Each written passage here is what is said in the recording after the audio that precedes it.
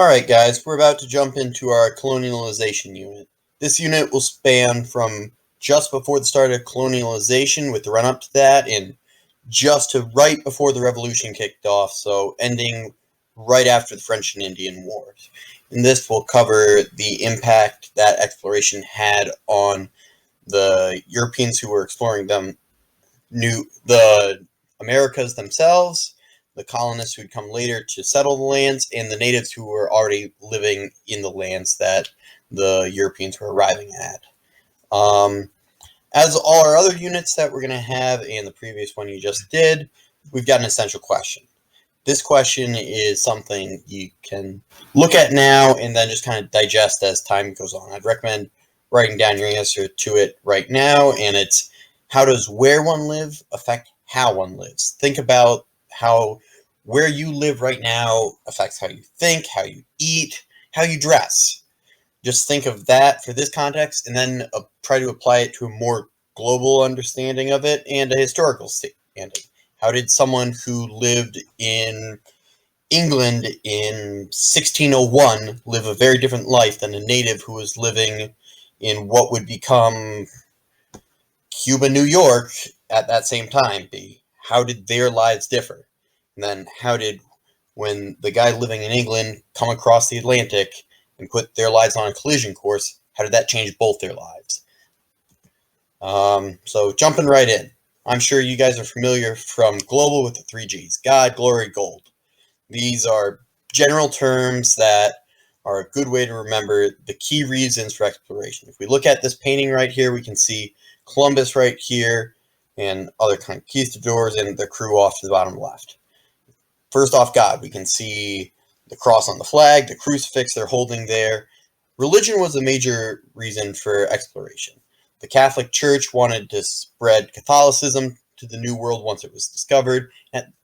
Not at the very beginning of exploration, but as it went on, the Protestant Reformation was going on, so people were concerned with their own religious freedom, as there's now new religious minorities out throughout Europe, and both Protestants and Catholics wanted to spread their respective understanding of the faith to new peoples and to basically block the other ones. Glory.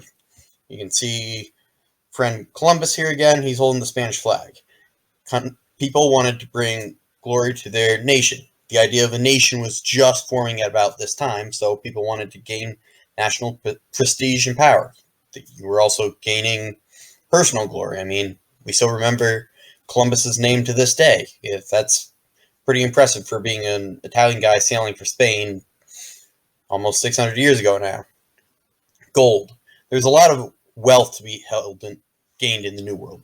Especially in the South American colonies, it was in precious metals, such as gold and silver. We can see some of the crew members in this painting down on the bottom left digging through the sand. The understanding was the New World was so rich, you could pop up on any beach, start digging around, you're going to find gold just laying there. I mean, that's why when you think of it like Pirates of the Caribbean, just treasure ships moving around. Because when the Spanish particularly conquered the empires of the Aztec and Incas, they were finding vast sums of precious gold. You had whole treasure ships going back to Europe. It actually got so bad with the silver from the Incas that the Spanish bankrupted their economy, but that's a story for another time. Back to the painting. If you look to the right-hand side, you can see some natives hiding by the trees, trying to figure out what's going on. You can see some bowing down in fear, others looking at it. I mean, this painting, while currently probably not what we would want to represent them as, it does show they weren't too sure what was going on when the Europeans first arrived on their shores. This painting itself is on the Capitol Rotunda. So if you go to Washington, D.C., go to Capitol Building, look up in the big dome, it's going to be up there, and there'll be several other scenes of other key events in American history, but just interesting fact there. We touched on this with the painting, but religious reasons for exploration. Protestant Reformation was creating large groups of new religious minorities that were looking for freedom in the New World. The Catholic Counter-Reformation wanted to contain this, and there was also the Ottoman Empire at this time, which was a very powerful force in particularly Eastern Europe, that was challenging the power of the church. So Christian Europe at this point needed both material wealth to wage war against the Ottomans, and also it was an opportunity to basically beat them because the Ottomans held the gateway to the east, so just another way to get to the Far East and all the wealth that contained.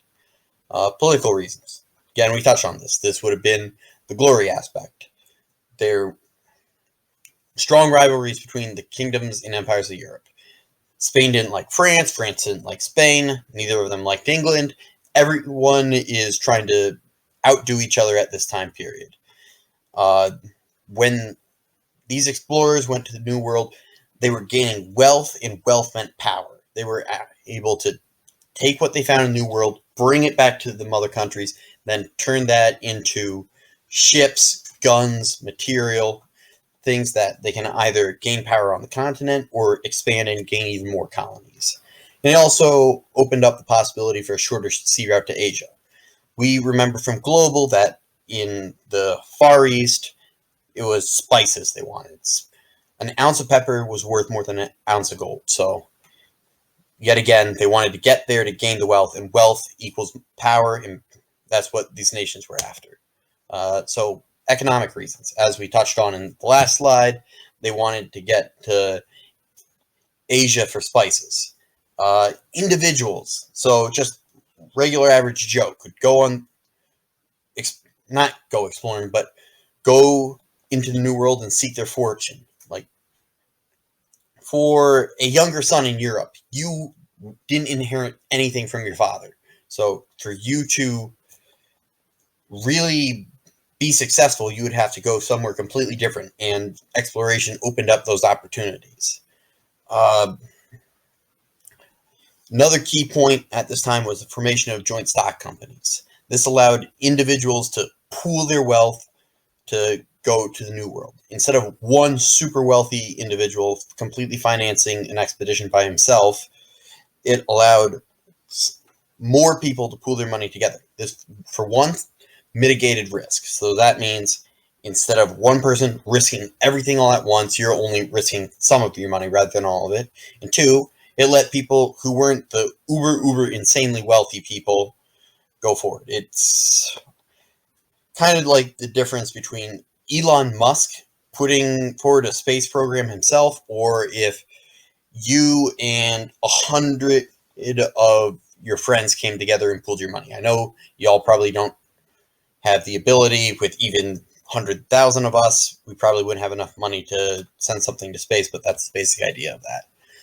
Looking here at the flag, that's the flag of the British East India Company, one of the key joint stock companies. They were responsible for the formation of a lot of the early American colonies. And if you look at it, you can probably get an idea of where our current flag might get an idea with the stripes. All right. This is something we've not touched on yet. The Renaissance. You guys remember from Global that it was rebirth of science and ideas from around the ancient world and the Middle East. This reached Europe around the mid 1400s, just about the same time that exploration really kicked off. But it came because of a couple key inventions. First off, the astrolabe. That's the little globe-looking thing on the bottom left here. That allowed sailors to accurately determine their location. Think of it as a really old style of GPS. It allowed you to use the stars to calculate where you were, which, when you're on the vast trackless ocean, is a very important thing to have. And there were key advances in ship designs. Before this, ship design really hasn't changed too much since the ancient world. Ships were able to go across the English Channel, in the North Sea, or if you were, say, Italy or Spain, they were able to travel in the Mediterranean. But ship travel really didn't do too well out in the open Atlantic. Storms were just too big, and ships would basically just get sunk. So there were key advances in that. So with these new inventions, we had to have basically the people who were going to be the first ones to do it. A lot of these guys were Portuguese, and that's key because of its geographic position. If you think of the map of Europe, Portugal is as far west on it as you can get. It's that little kind of tumor-looking country on the side of Spain. Both Bartholomew Diaz and Vasco da Gama were Portuguese, but we'll get into those. So Diaz navigated Cape of Good Hope off of South Africa. So that's right here at the very bottom. He's that yellow line. He went to the bottom, came back, looked over into the Indian Ocean, and realized, oh, we can go this way to India. So then you had Da Gama, who was the next one to come along, and he was the one who went all the way to India following the Cape of Good Hope. So I think that's an orange line. You'll have to forgive me. I'm colorblind, but he was the next one to go. And now we're to the ones looking west. Columbus. Everybody's familiar with the name, but he was actually an Italian guy who sailed for Spain, and he thought going west would be quicker than going all the way around to Africa to get to India. This time, we should touch on, he wasn't the first one to realize the world was round. In fact, basically no one at this time thought the world was flat. That's a myth that popped up in the 19th century, just bad history that's became common lore, but that's kind of besides the point.